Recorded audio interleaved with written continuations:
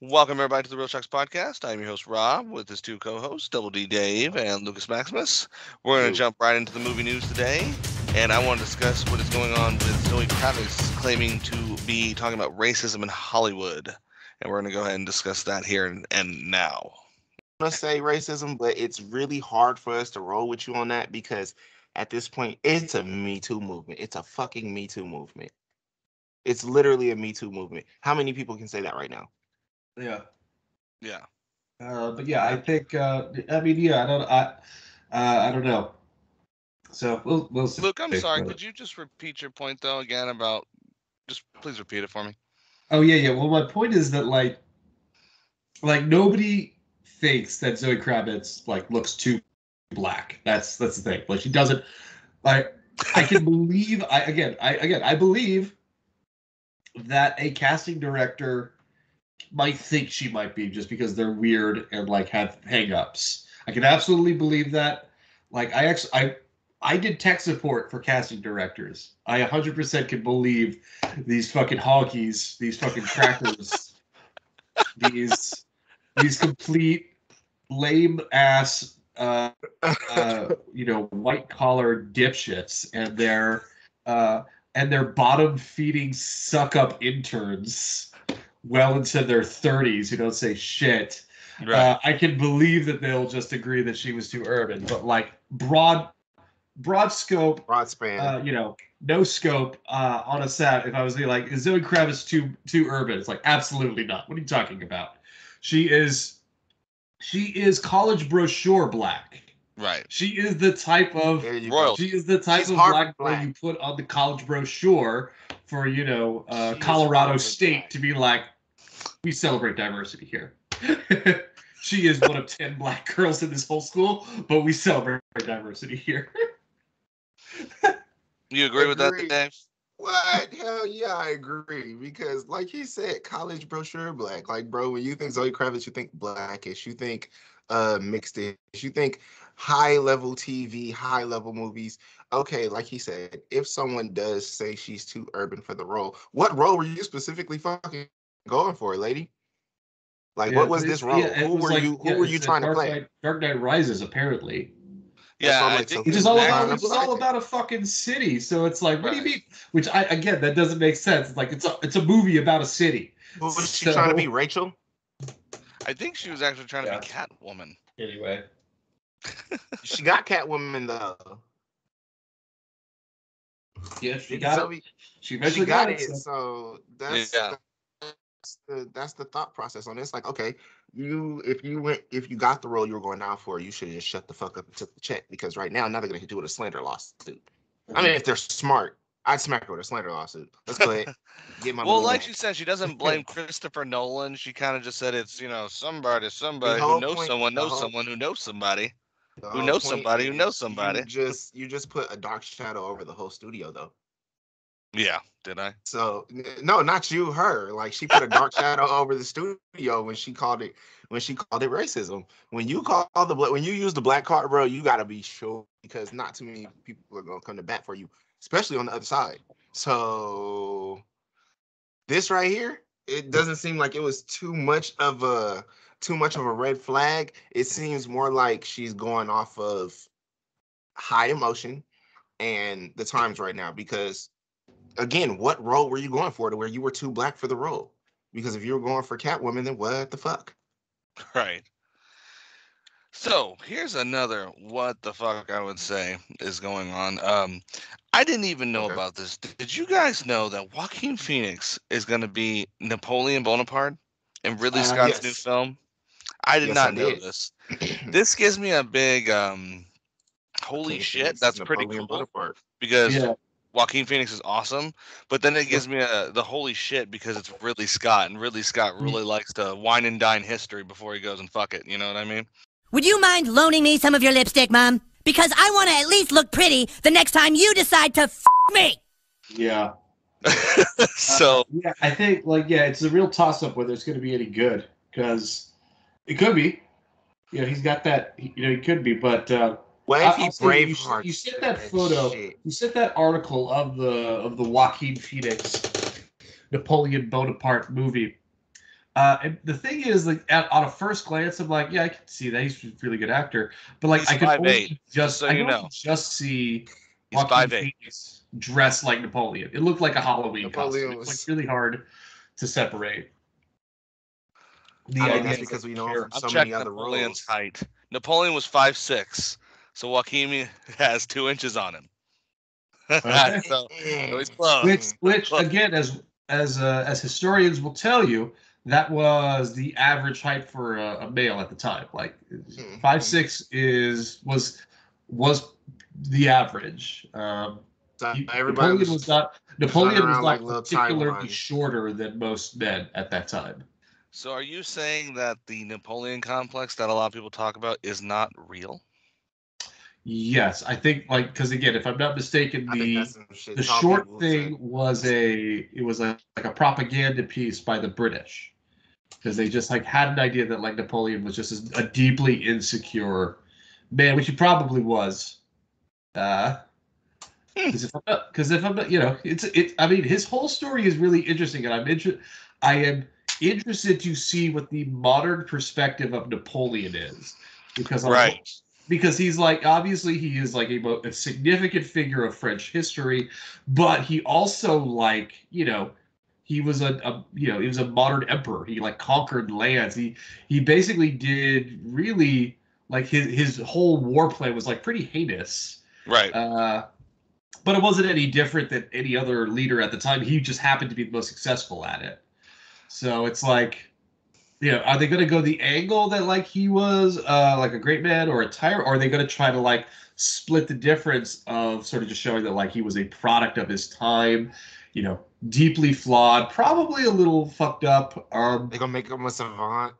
And yeah, I think in a really bad way though. On a flip side, movie wise, he's Ridley Scott is going against one of the greatest historical films ever made, which is Waterloo.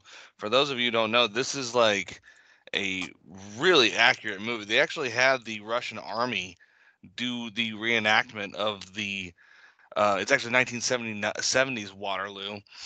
Gets a bad rap on Rotten Tomatoes, only 27%. But this movie, no joke, by all historians, is really accurate. The battle itself is like fully reenacted with actual people, like no special effects at all. So it's like one of those old school movies where everyone on the field is real.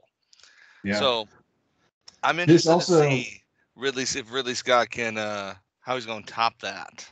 The one thing I'm always reminded of is the Stanley Kubrick Napoleon project. This was something he had been worked, and I don't think, and it's one of those things where it's not like he never got to finish it, is that he never did it. He spent like 8 years in research for the Napoleon film, and I don't know the specifics on why, but he just never did it. He spent 8 years working on a fully comprehensive biography of Napoleon Bonaparte, and then just never did it. Turned into the thing. I'm just kidding. No, Stanley Kubrick didn't do the thing. I know that. All right. So, what do you think, though? I mean, are you a Ridley Scott fan, Dave? Do you watch a lot of Ridley Scott films? No, but I do see Joaquin Phoenix all over the place, and my thought process is, like Luke said, it could be good, it could be bad. I just think, what if he fucking Bravehearts this shit? Well, honest to God, Braveheart is like a good movie, like at first glance, but when you dive into Braveheart, it really sucks. Like as a historical film. I just love historically. I'm more so looking at Mel Gibson and the way he embodied that role. Yeah, if you're looking at that, that's totally cool. But if you're gonna sit there and say, like, because I've heard people say this is like a true story. It's like, no, this is like I don't know about any of that. If dragons flew in that fucking film, it would actually be historically accurate.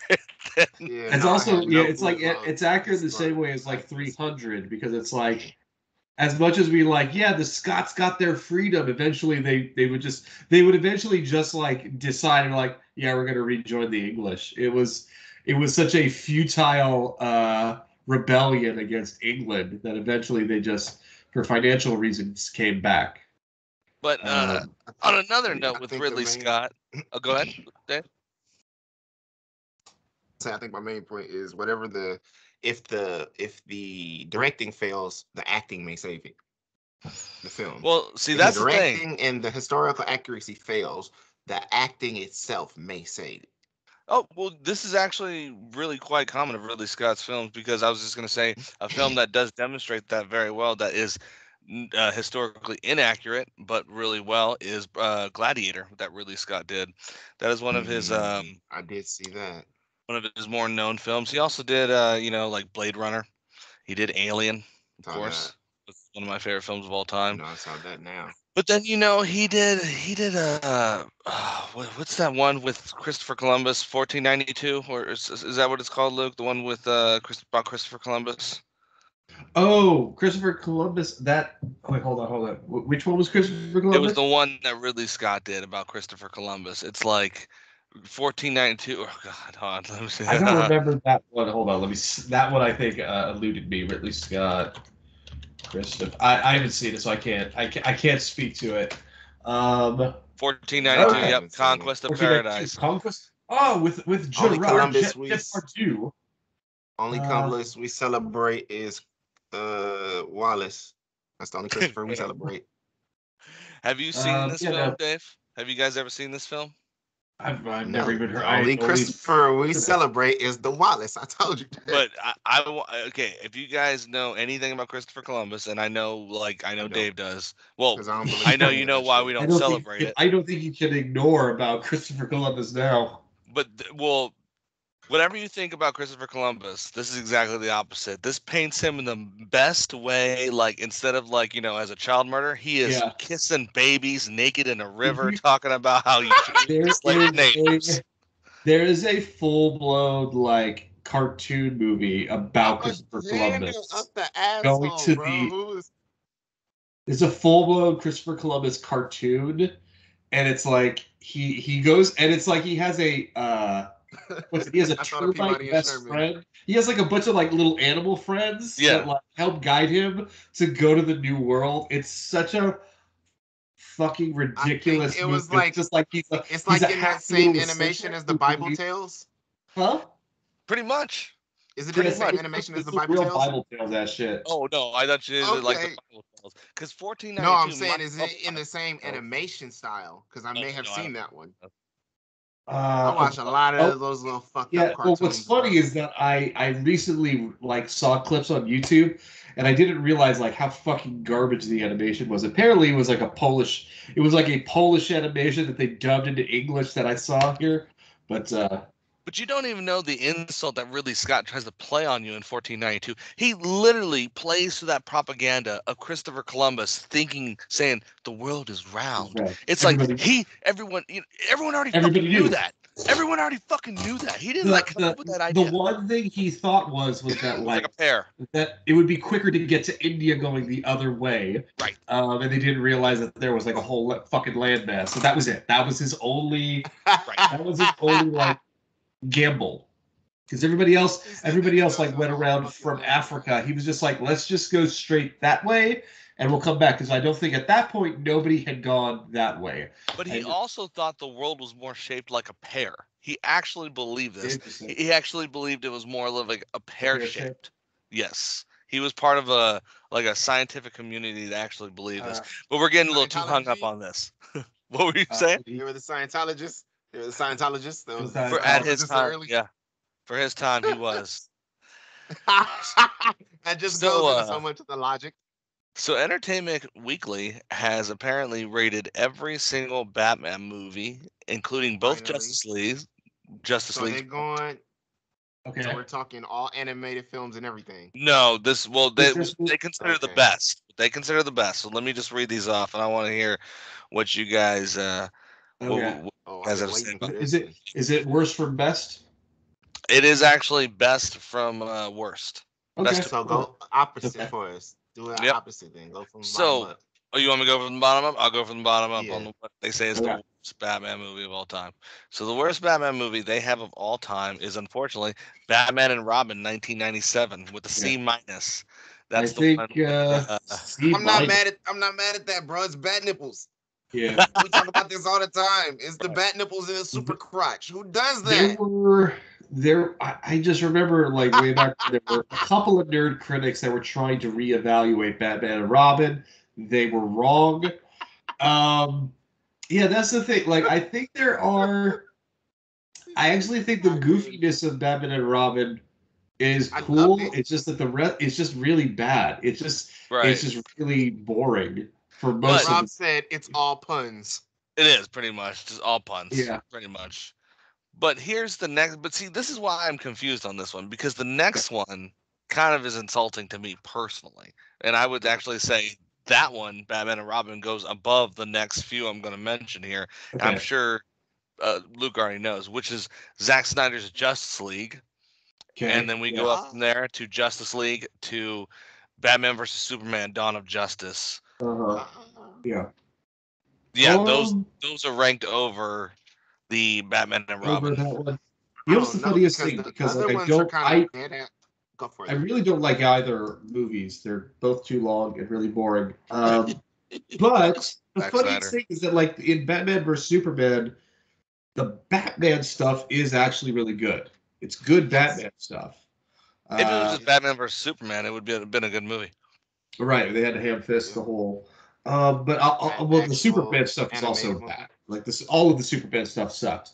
I think if the movie had just been about like Batman like stalking Superman because he was afraid of him, he was like, okay, this guy's a fucking like he's a nuclear bomb just walking around from another planet, and it just like if those two just kept like poking at each other till eventually they started fighting, and then I don't know, maybe they had to fight a dude. It doesn't fucking matter. The point is that like there was good stuff in Batman vs Superman. It's not a good movie. It was good Batman stuff, and honestly, and we'll get to this because I have a lot of thoughts on the Batman, but it is a goddamn shame we didn't get a Batfleck Batman movie. Like we didn't get Ben Affleck as Batman with Jeremy Irons. Like we didn't just get a standalone. Because I agree. That world. I wanted to see who the fuck his Alfred was gonna be. I want to see more of that Batman, and they didn't give us it. But what are you gonna do? Okay. Ben Affleck, he's got his divorce alcoholism to deal with, so he can't be bothered with doing Batman. Wish him all the best.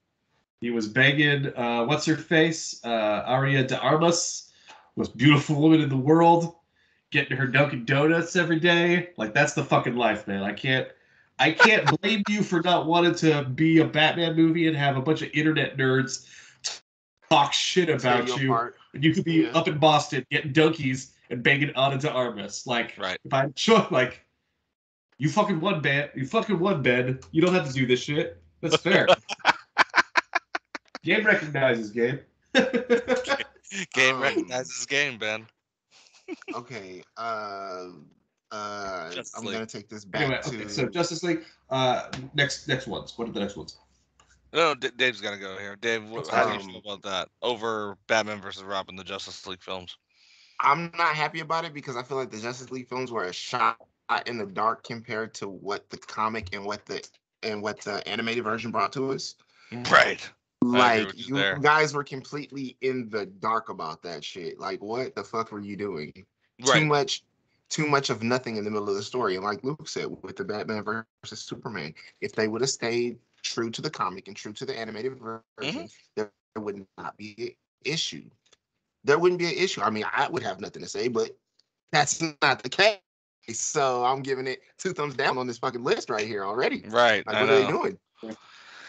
Well, that's my my own personal point of contention is that like Batman is Superman. He has been in at this point probably 1 million different stories. So it's like when you talk about the real Batman, there's no such thing. Batman can be whatever you want it to be. The story. Obviously, there are tropes people are familiar with, but at the end of the day, Batman can be whatever you want it to be. You just have to make it good. And that'll be a point I'm going to hold on to when we get to the Batman review. Okay. Batman can be whatever we want it to be. So. Okay. Can't even argue with that one. All right. Next one's here. So these two actually I agree with. I'm going to actually just kind of go up still. So they actually have this one first, which is Batman Returns 1989. That Okay. would be the next one, and then Batman over that one, the original one with Jack Nicholson. I actually would say they're flipped personally, and you've already heard me say this, that I think Batman Wait, Returns is is Batman better than Forever Batman. above those two movies? No. Okay. Batman Forever is not even on the That's list. what I was waiting. Oh, wow. Okay. Yeah, Batman not bad. Forever is not even on this list. That's kind of wild. That's a little wild. I feel Right. like listen, it's not a great movie, I love but it's by no means Batgirl. like the worst movie. It's fine I for what watched it the is. Batgirl. Right, I agree. I thought Hey. Val Kilmer was okay. Yeah, Val Kilmer was great. Bruce Wayne. Okay, yeah, I agree. Batman Returns was a better movie than Batman. Just because at the time, like both of them, were different, but Batman Returns was much more of Tim Burton's style. Yeah. And so like it this was one of the and to a certain degree this was probably bad form because it gave you an idea of like this is what Tim Burton can be if people don't like reel him in. Right. And like and it's not perfect. But it is better than the first Batman. But it does give you the idea of like if somebody isn't there to be like, Tim, cut it out. He gets a little bit too weird. See, this is some of the stuff was a little bit of a hat on a hat. Like for example, the fact that Penguin's henchmen were clowns. Right. Yeah. Well, they were a circus gang. Yeah, it should like. There's no reason Penguin should have a circus gang. Like that's too. Well, he was a freak. That's what was interesting about it. See, the reason I love Batman Returns over Batman is because they actually gave Penguin such a compelling story. Oh, yeah. Which is really, really fucking sad. And Michelle Pfeiffer is the most sexiest. This is the one they're going Catwoman to in the this world. day. Absolutely. Right. Absolutely. And they hid also too, and this is more of a logistical thing. They hid oh God, I'm spacing on his name. Who's Batman in Batman Returns? Help me out. Michael Keaton. Michael Keaton. Yep, Michael Keaton. They hid Michael Keaton's height in the second one, so because he wasn't as small. I think the one-liners are really good too in Batman Returns. Here's the weirdest thing about that, and I don't know if we've talked about it, but like, I don't think there's ever been a time where people haven't been freaked out over the new Batman. Because when Michael Keaton came out, people were like, "What the fuck?" and they had a reason to be, and every time, which I'm like, maybe it's just people have an idea of what Batman is, and it's just too perfect. So any actor is just too like they can't.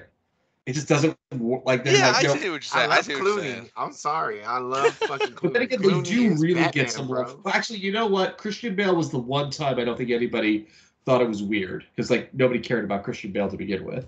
No, because he was a non-entity, so it was basically like casting an unknown, which is I thought it was a great Bruce Wayne. Works. I thought it was a great Bruce Wayne, but yeah.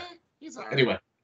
Okay, so you're gonna be stunned by the next one, Luke, and this is why I actually brought this article up because I really can't stand corporate movie reviews. Yeah. And I'm sure a lot of you, our listeners, are going, yeah, why are they even reading this? Because I told you I love to read the corporate stuff because it's funny. Exactly. So the next one is actually The Batman, the new movie. Interesting. Okay. And we're going to skip that because I actually want to keep going here before we talk about we'll talk about that next. So the next one was actually The Dark Knight Rises, which I think should absolutely be on the bottom because you've heard my opinion on this one, Luke. I think it's absolutely atrocious. Anything with Rises in the title is garbage. Rises. Like the thing is I would say there are elements that are good and there are parts of it that are good, but I think the overall whole doesn't work. No, I think the overall whole doesn't work. I will say this. I defend the idea of Batman retiring. I defend that idea. I think that is actually not. I think that is. I think that is fine. I think that it is a perfectly adequate choice for the arc they were doing for this Batman. I think that is fine. I think it was just a little bit. It just didn't quite feel right. I think it could have worked better. But I will defend it was a fine choice. It was not out of character for the Batman they had created there. I get that, but for some reason, I never get over the idea that Bruce Wayne needs Batman, not Batman needs Bruce Wayne. You know what I mean? Like Bruce Wayne, even in like his older age, as you know, when he becomes the Dark Knight again, he can't get over being Batman. He's obsessed with it. Even at his older age, he becomes Batman again. But we also have to think about what the Nolan Batman is. Right. I know. I get what you're saying. It's much more human. It's much more focused on like what Bruce Wayne. It's about the. So I think that works, but it didn't get to that. It didn't get to that finale properly. I still like Tom Hardy as Bane. I did like that. I just think, well, you know what? I think at the end of the day, the movie is just simply too long. It's too long. Right. I don't know, because it built us up. Ultimately, it's true that it doesn't live up to the what Dark Knight did, but really it doesn't follow through on what the Dark Knight set up. If that makes sense. Gotcha. Because totally. It really it kind of set up the idea that Batman is dealing with an ever escalating amount of crazy people.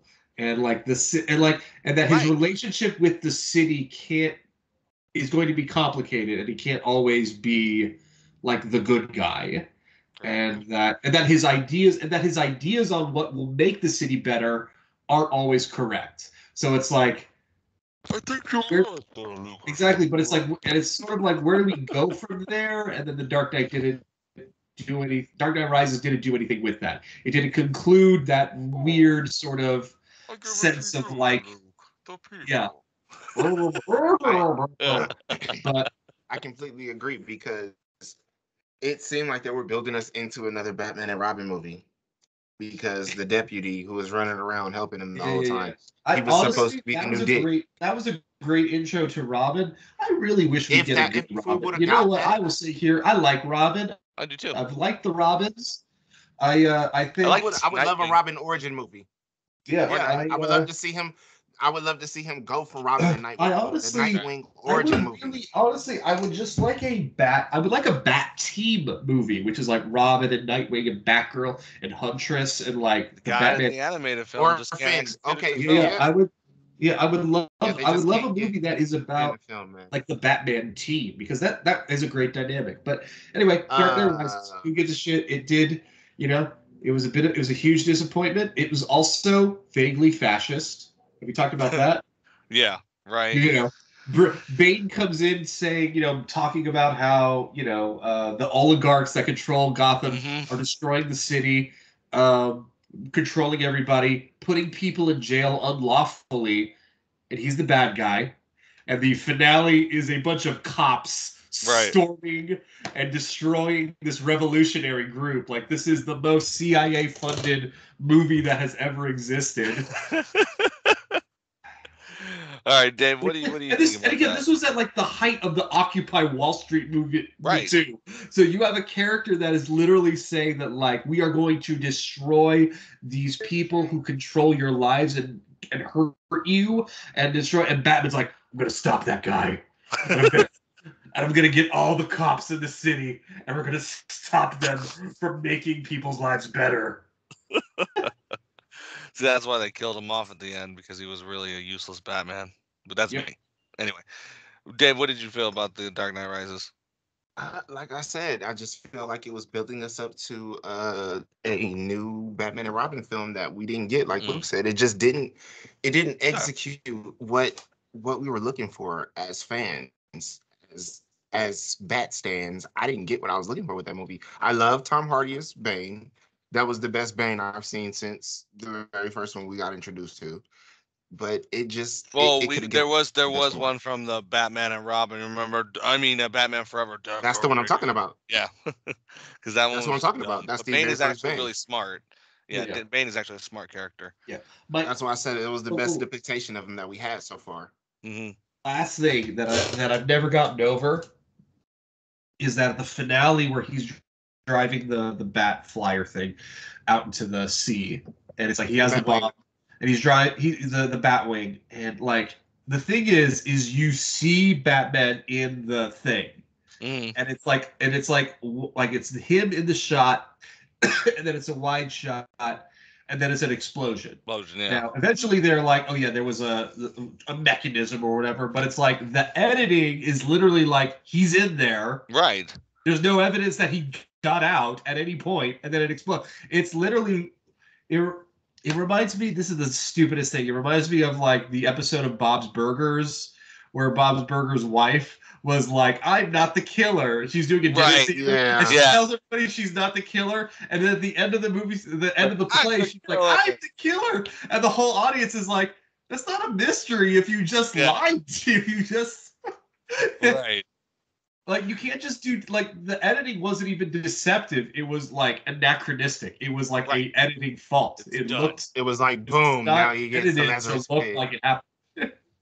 Like, they didn't show him in the Lazarus pit in the next movie. That's all I'm saying. We didn't get the Lazarus pit, so even though they had Ra's al Ghul.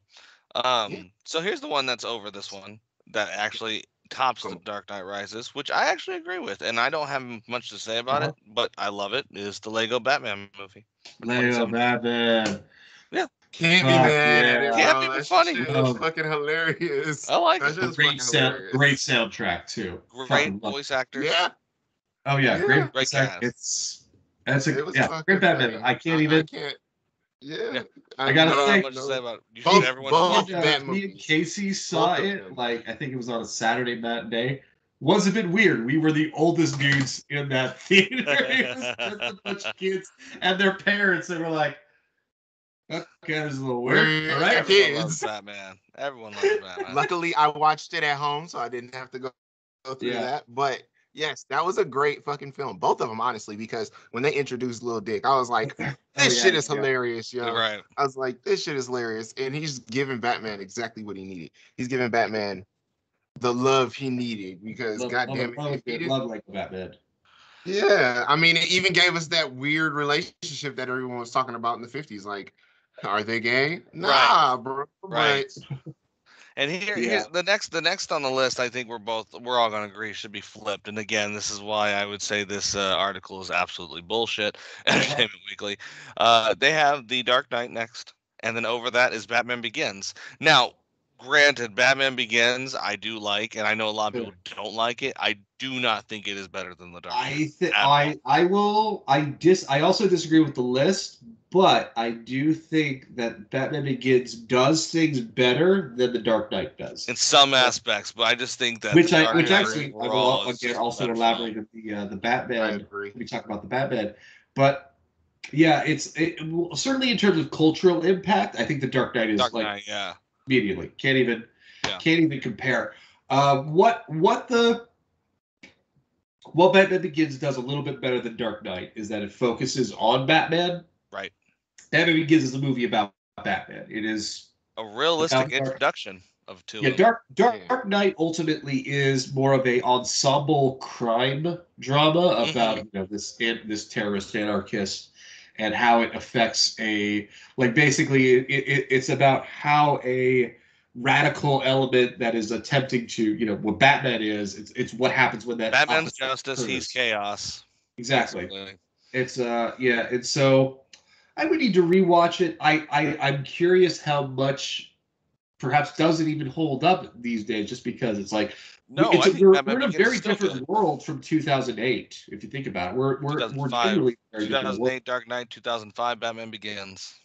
Yeah, it's so. I still think Batman Begins. The only flaw I think that Batman Begins has, and it's not even a flaw that I justify, it's a flaw that I hear a lot of people complain about, which is that it's too long. Is that a lot of people go, half the time when I'm watching it, I didn't even know it was a fucking Batman film. It's like, yeah, that's the origins of Batman. It's like, that's pretty much as we know about his origin. I love the whole, I think that's a great origin too, because it's like, and if anything, it kind of like killed it for other Batman, because it's like, we don't need another origin story because it did something really, really cool and genuine with Thomas Wayne and all that. Yeah, stop doing the fucking death scene of his parents, all you directors out there. We've seen it God only knows how many times now. God, if I see those pearls fall the Batman didn't need to do it. We're just fine. Even the fucking Joker movie did it. I would say if I have one... Again, those pearls. One issue, I would say with Dark Knight, I would say like by the end, it gets a little muddled. Again, I think the two... A little bit, yeah. The Two-Face thing was something aspect does. And I think that was Christopher Nolan acting, because I suspect the studios wanted him to just be Two-Face, and then that would lead into the sequel. But like Nolan, I suspect, did not want to like leave a cliffhanger. He wanted a fully complete film, so they had to jam pack. Honestly, Two-Face should have just been like, he should have been saved for the sequel. Aaron Eckhart was awesome as Two-Face. He was great. He was amazing. If anything, he was more of a main character than Batman, kind of. Well, actually, I think the main character was Gary Oldman as Commissioner Gordon. Yeah. He was great in this movie. Like obviously, we're not bringing it up because there's not even much we can say about Heath Ledger's Joker. It is truly one of those transcendent films. It has inspired everybody from like actors to YouTube weirdos to school shooters. It's like the Joker is. The Heath Ledger Joker is it's like the Terminator. It's like, you know, in T2, he's just a full-blown icon, and it's almost hard to separate. It's Charlton Heston at the end of Planet of the Apes. Yes, yeah. It's so iconic that you forget that it is like a truly powerful element. Exactly. But like it's the same thing, is that like 10, 20 years from now, people will continue to do like Joker, like why so serious, blah, blah, blah, and not realize that like it's tied to one of the most significant performances in modern filmmaking, in Hollywood filmmaking at least.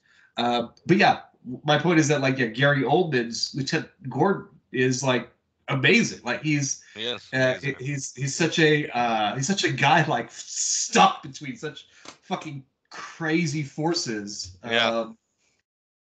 That and it's a great film. Great film. What do you think, Dave? I agree. All right. How do you follow up with that shit? Is that the top? Yep, that was actually the top. Oh, so they did. Oh, right. Yeah, I was hoping they would include Mask of the Phantasm and, of course, Batman 66. Have you seen? Yes. Okay. Yes. So I just on a whim, I was just curious. And by the way, for our listeners, Batman 66 is free on YouTube. It's not not in like a cheap, torrent way. YouTube, it is officially free with ads on YouTube. So please, starring Adam West. It's so fucking good. It's so silly, and the thing is that you like shark repellent. The Batman 66 movie is so ridiculous, but when you watch it, you realize they understand that it's silly. I've never seen They understood the fucking assignment. It's very rare that I see this much level of like self-awareness in a movie, since like it's basically Airplane. It's basically Airplane in terms of like a movie, and it really is good. I cannot recommend it enough. I mean, obviously it is a 60s movie, so it's one of those things where, so like for example, the first scene is them in the Batcopter, and it's very clear that they wanted to show off they had the budget for a Batcopter, when most of us have seen a helicopter before, so helicopter footage is not impressive. Dangling. In the 60s, it was a little bit more impressive. There's a shark. There's a shark. And he has bat shark repellent, my nigga. Like, what? Where the fuck did that come from? The shark is on his leg for at least 5 minutes. Right, he's punching the shark for at least 5 minutes.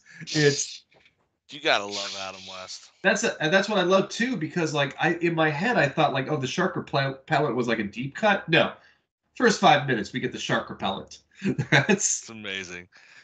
All right, so let's go ahead and move into this main review here. Main review. Yeah, right. That utility belt has I once seen this comic of it, and you should see all the gadgets and little circuits it has. I mean, there's like a million of them of what his belt does. Yeah. Sorry, but I love it. viewers, but bro, I seen a porno that mimics that one from '66. It's fucking hilarious. That's amazing. You think his No, I've little seen Batman utility pornos. belt got I've seen Batman pornos. Yeah, but you think it's what's funny, and I'm not gonna lie, I once saw one where that was with Harley Quinn, and she was calling Batman like, oh, she was saying Mr. J's gonna get mad, Bats, and I was like, I saw that one. They're oh more god, fucking, they know more about Batman than fucking some of the directors in Hollywood do. I was like, they actually have their history down on some of this That's shit. because the nerds are the ones who's shooting it, not these fucking weirdos, Right. man. My boy Honestly, DJ that Havoc movie should have been on the list. That movie should have been on the list, frankly. Okay, so let's go ahead and talk about the Batman. About Batman. I haven't seen it, but I've checked everything else, read everything about it, so I'm completely into it. Let's go. Yeah. So I'm not gonna give too many spoilers. I know Real Sharks is a spoiler show, too. but we actually this one is so new that we don't want to kill it for anybody to right away. So what I have to say about the Batman, and this is just going to be my overall perspective about it, and I'm going to just kind of break it down here. I'm going to let Luke, because Luke said he has a lot to say about it, so I'm going to let him get to it as quick as possible. But what I thought, I actually liked it. Surprisingly enough, I actually enjoyed it to a degree. I actually enjoyed Pattinson as Batman. No, he wasn't sparkling. No, but he did have the over plate. It was like almost like Batman Returns suit, but it was like old school looking. But he looked like almost like the 1950s kind of Batman in a way. So like the super deep sorrow overtone. Right, and that's where I'm gonna get to some more that I liked and disliked. I still didn't like the Riddler.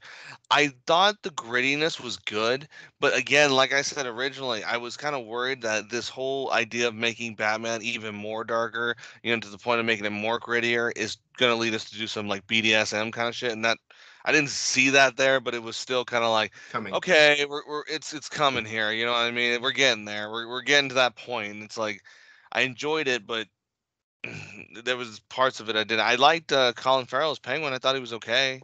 I thought he was okay. I thought the Riddler was the Riddler, but what's funny too is I read an article that they were saying that it was just the Joker again, and I'm like, obviously you've never read the Riddler or anything, because this is how the Riddler fucking works. Like he tries to outsmart Batman. Yeah, bro. He's not chaos, but again, they still associate that with like, oh, the Joker, and it's because I told you this, Dave. When you put that arch villain soon in a movie franchise, everyone expects the most from all the other villains. Because they know about the Batman franchise less than porno makers. That's why. That's why they say that. Exactly. Thank you.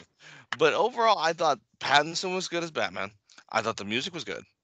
I thought the overall perspective of the film and the way it went was good. Plot was good. It didn't really stall too much, but that's all I really want to say. If I had to give it a ranking, though, I would give it a 6.5, close to a 7.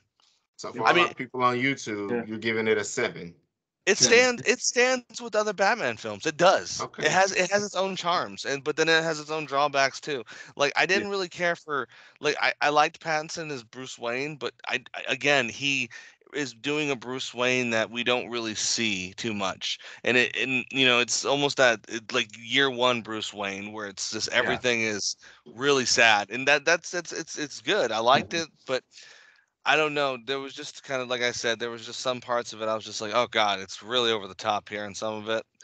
But maybe that's just because I've seen this all before. And as Luke said, I already had a perspective of how Batman is. So, I think that kind of was what my drawbacks were. But again, as Luke was saying, it can be whatever it wanted to be. And this was a different kind of perspective on Batman. And I thought it was perfectly fine. Yeah. So actually, I'm definitely aping a lot of what you said, Rob. I like the movie too, and I would say my tone is that there were a lot that I liked, but a lot that I thought missed its potential. Right.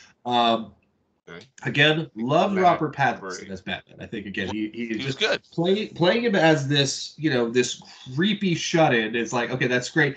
And more specifically, this whole movie is about him being less of a creepy shut-in. It's about him understanding that this is not about his pure revenge He finds a way to. He eventually learns that being Batman is about helping Gotham in more than just ways about punching people in the face. Right. Okay. And that's it. And maybe since Batman Begins is an actual arc for Batman, which is actually one of the points I was bringing about Batman Begins versus Dark Knight. Batman Begins at least has Bruce Wayne Batman as a character arc.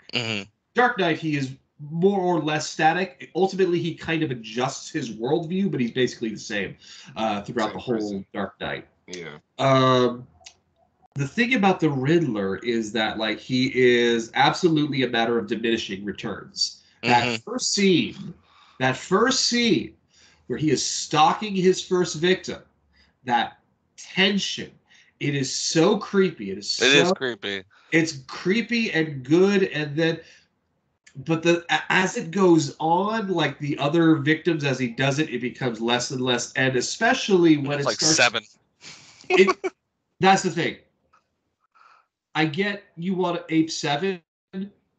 If you're gonna rip off 7, at least pretend you're like doing something else. Like at least make it grow. It was it is 7. It is 7. What's in the box? What's in the fucking box? And we're still, when we finally confront Riddler, you know, again, I'm not saying this is, you know that he's going to confront him.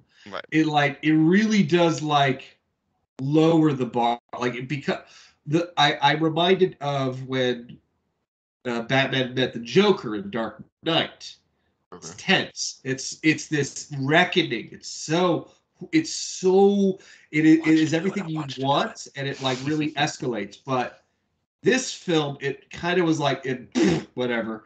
Right. It really deflated, unfortunately. I will give them props. I actually didn't mind the 3-hour length. I think the 3-hour length. My caveat is that I think there could have been a better effort to integrate, because there are two storylines. There is the, you know, this conspiracy of like the Gotham elite with the mob, and then there's the Riddler's fucking things, and like both sort of, but like they don't entirely intersect. They're kind of their own things. I feel like they could have better integrated both of them. Yeah, I agree with that. Similarly, there is in the final scene in the arena, there is the